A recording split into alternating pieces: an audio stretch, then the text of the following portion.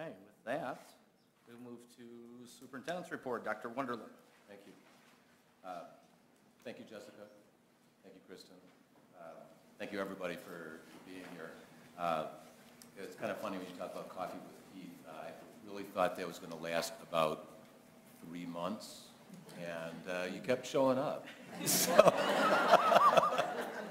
I figured I'd have an empty room in about 3 months, but no, we didn't. So glad you were both here at this meeting, because this is actually my last meeting, and this will be my final superintendent's report.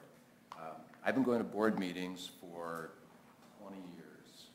I've been to hundreds and hundreds of board meetings across 3 different districts. And so what do you say at your last school board meeting? And I thought about that a lot and wondered, should I say anything other than goodbye? And what would be the point of saying anything else? What would I accomplish?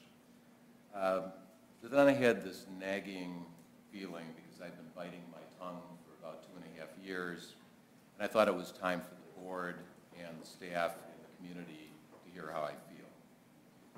It was cathartic writing this, and I think it'll feel pretty good saying it as well. Let me begin with why I'm leaving. A lot of people have asked that question.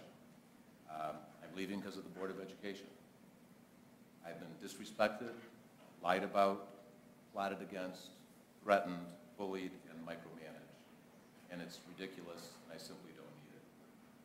One of the lies was even about my leaving.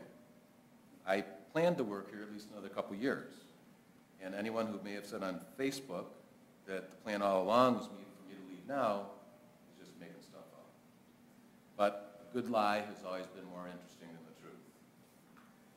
I think a superintendent and a board should be partners to bring the best educational experience to students. But tell me, when's the last time you heard anyone up here talk about students' educational experience? $4 tacos, policy or lack of policy, cutting administrators, blue book positions, that gets talked about. The students is a word rarely uttered unless the CIA department brings in students like they did tonight. It's a shame, it's embarrassing. And it shows you how far astray this board has wandered. I'm ending year number 41 of my career in education. And for 38.5 years, it's been a pretty good career. 2.5 years ago, the board got cancer, and the cancer has spread. And the thing about cancer is sometimes you think you've made some progress, and it still comes back, often just attacking something new. There seems to be some sort of sport in trying to make administration look bad. Of course, if you're a disgruntled former employee with revenge as your motive, maybe it's just get even time. And that's the only scenario that makes any sense in all of this. If you cared about the school district, you wouldn't do it. If you cared about kids, you wouldn't do it. But when you only care about yourself, that's when such petty issues are made into big ones, and students become an afterthought, if they're a thought at all. Narcissism is big here. One of the words thrown out around a lot is transparency. The people want transparency. Really? I think they want safe schools and a good education for their kids. But let's talk about transparency. And the big items always, oh, money, money, money. Well, there's an updated budget presented every other meeting. We've had a check register forever. It's always been there for inspection. We hire an outside auditing firm selected by the board to review finances annually. The Michigan Department of Education examines our finances annually. The federal government looks at our federal dollars annually and then audits every 2 or 3 years. The front page of our website has had a transparency button for more than 10 years with contracts, benefits, anything else that you want to know financially or pretty much anything else about the district. And we also have a Board of Education button with every single budget presentation or any other kind of presentation that's been done in front of the board this year. Does that sound like a lack of information or a lack of transparency? No. If the board took the time to look at the information and understand it, there would never be a call for transparency. I find this board to be very confusing. Maybe that's just a polite way to say I find the board to be hypocritical. The call for free speech only applies to people whose free speech agrees with certain board members. When community members exercise their free speech, they get called out. When I exercise my free speech, I get eye rolls and side comments. There's also hypocrisy when it comes to board policy. You must follow policy exactly, or I'm violating my contract, except when a board member wants me to interpret it their way. Just do it their way, because this is how they interpret policy. Most boards and superintendents have an understanding of policy and how it's interpreted by the district. We used to have that understanding here, but not in the last 2.5 years. And I'm not saying that you don't need to relook at policies and reinterpret them. We just did one tonight. In fact, it happens all the time with our labor contracts. But why is it we can get these things done with our unions more professionally and civilly than with the Board of Education? I think it's because professionalism and civility is a huge missing piece with our board. Let me read you what the public said about the board in the survey by Michigan Association of School Boards. MASB said, stakeholders identified the Board of Education as the greatest challenge facing the Waterford School District. The specific concerns most commonly cited were the Board of Education's conduct is harmful to the district and our students. Members of the Board of Education pursue their own individual agendas, regardless of the damage it does to the district and our students. The Board of Education is an embarrassment to the district. Members of the Board of Education speak poorly in public about the district and their fellow board members. The Board of Education is hostile toward the superintendent and administration. Members of the Board of Education fight with each other at the board table and in public. The Board of Education obstructs and micromanages the work of the superintendent and administration. This is data. Hundreds of people filled out that survey. A state organization developed the survey and compiled the data. And because it wasn't what they wanted to hear, a couple board members discounted the data. Yet if these same board members receive one text or one email, see one Facebook post that's negative, they're all over it because it's such a huge problem. Hypocrisy. A couple words you never hear associated with the board is self-reflective. They take no responsibility that their antics helped increase the number of students we lost this year. Do they think that makes the school district look good? What school district should we pick? Let's go to the one where the board that yells at each other and hates administrators. What about bringing in your friends to picket in the parking lot before a board meeting? That'll attract families. Who cares that what they were saying was completely wrong? My recommendation to the board would be to look in the mirror if you want to change something that's going to improve the school district. Tonight, a balanced budget was presented to the board. But we all know a balanced budget isn't good enough. A balanced budget doesn't get us steps for teachers. A balanced budget doesn't get us increases for staff. So our next step is to either make cuts and or increase revenue. Unfortunately, this board would rather close schools and cut the jobs of teachers and other staff members than to add students, which adds revenue. Do you want your neighborhood school to close? And even if it isn't closed, you might be moved to another school because of the redistricting closing the school causes. The board would rather close down schools because they say school of choice makes Waterford look bad. There's a false narrative that school of choice students cause problems. I have the real data. I've shared it with the board. Our suspension rate for the school of choice students is 0.04%. That's 0.04%. And apparently 0.04% is more trouble than closing schools, redistricting neighborhoods, and having staff members lose their jobs. I'd rather do that than open our doors to accept some students. Is Clarkston a bad school district? They just expanded school of choice. Is West Bloomfield a bad school district? They're 40% school of choice. Is Huron Valley a bad school district? They have school of choice. Is Walled Lake a bad school district? They have school of choice. In the fall, we'll see our numbers down again due to declining birth rates and being surrounded by school of choice districts, and we'll be making cuts rather than competing. I just don't get it. This is not how I wanted to end 18 years with Waterford schools. It's not consecutive years, but they are cumulative years. When I first began in Waterford, Skip Cowan was superintendent. When I heard his last words upon leaving the district, I was taken aback. Now, wearing his shoes, I completely understand. I'm not going to tell you what they are. You're going to have to find someone with some history for that. but they make as much sense in 2019 as they did in 1990.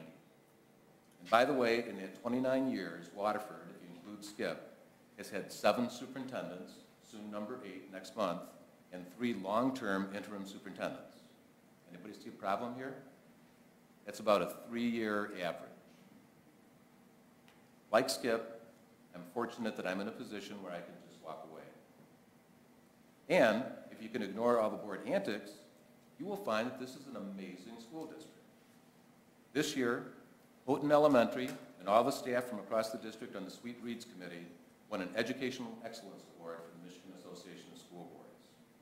Mott High School was recently recognized as the only high school in the country to receive a 10-year honor for their anti-bullying and anti-defamation league activities. Kettering High School was recognized as one of the best high schools in the nation for music education.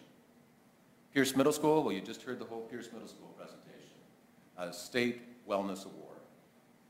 Both Kettering and Mott produced multiple state scholastic art award winners.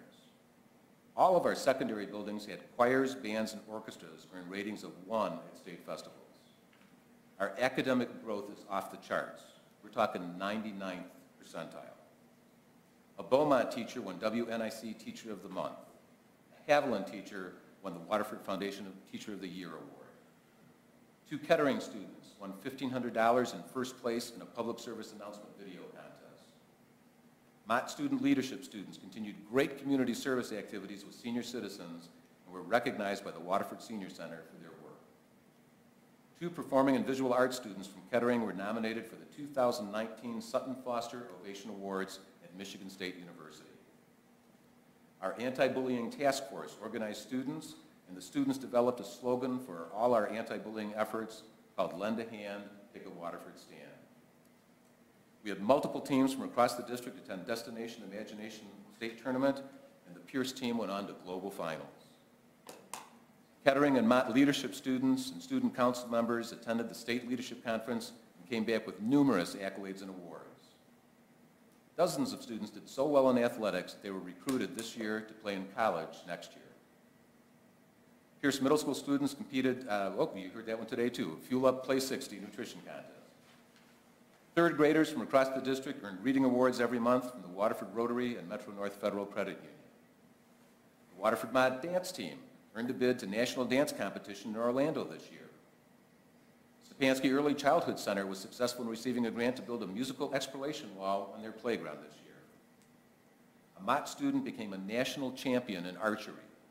She holds 10 national records and 2 world records in archery. Durant High School was just included in Wayne State University's College and Career Pipeline Experience and got a grant to do that. We have theatrical performances at both high schools that rival Broadway. If you haven't ever seen one, go see them. This year, high school seniors earned over $8 million in scholarships. This is just a small sample. I could have had pages and pages more of things that have happened this year in the Waterford School District. There is so much more. Don't you wish the board would talk about that at board meetings? This is an incredible school district. We are blessed with fantastic staff at all levels who, despite the odds, have put us in excellent shape academically and financially. I feel very fortunate to have worked with Lisa, Carly, and Darren in curriculum instruction and assessment. We have professional development and instructional strategies other districts could only hope for. In fact, at graduation, someone who used to work here and her husband got transferred, so she moved away, but there was still family here, came to tell me the district she works in now is a good 5 to 10 years behind Waterford. They're doing brand new stuff that we did a long time ago and already had in place. I am in awe of the work in business and operations by Bill and Amy and Danielle and Kim before that, taking us from $1 million fund balance to over $7 million in 5 years. That's nothing short of incredible. Our HR department is also incredible. Janet and her staff turn out an amazing amount of work and keep our district humming in these incredible times, and you may not even know, unless you're in specific places, there's a huge teacher and staff shortage out there, and they're able to handle that. Nadine and the Special Services Department do a wonderful job with over 1,500 special needs students. It's a huge job with limited resources and very challenging circumstances. All of our building staff from teachers, paraeducators, and aides, to administrators, to cooks, to the bus drivers who get them there, are amazing. To all our staff in every position, I want to thank you for your dedication to Waterford students. Your work is never recognized enough, but it is truly appreciated.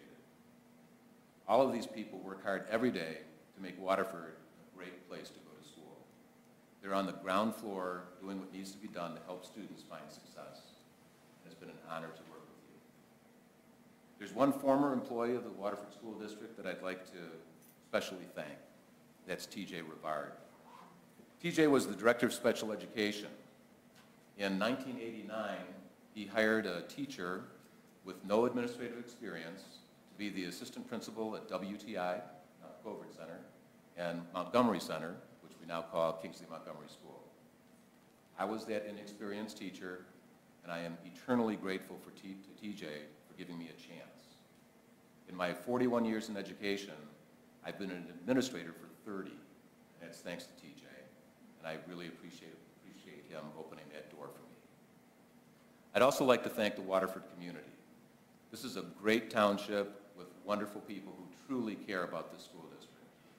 This community has supported Waterford schools with 2 massive bond issues that have transformed the district. If you've been in our schools, you know what the facilities look like. They are so good that we rent them out to private schools, local colleges and universities, innumerable dance competitions, and they're amazing facilities in which students learn amazing things. I'd also like to thank all those who have said thanks. So many people have reached out to me, and it's been quite humbling. At graduation on Sunday, many people that I didn't even know stopped me to say some kind words, and I appreciate that. But if there's one thing I'm sure of, it's that it's not me who makes this district great. It's all the staff members who work directly with children every day who make the difference. My time spent with the people who actually do the real work of this district has been nothing short of amazing. We have a great team here, and they do wonderful work. And I wish all of you tremendous success. And with that, I will call it a career. Thank you.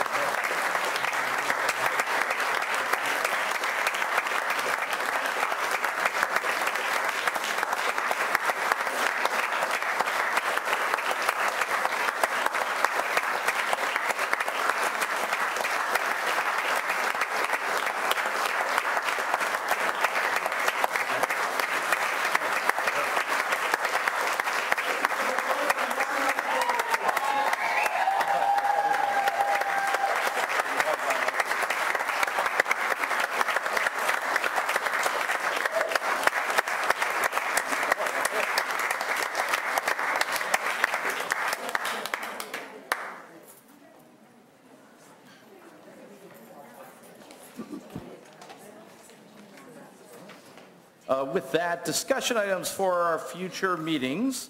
Future items will include a public hearing on proposed millage rate and budget on June 20th, celebration of learning, graduation report, Action item on continuing employment of teaching personnel. Action item on reduction of teaching personnel. Action item on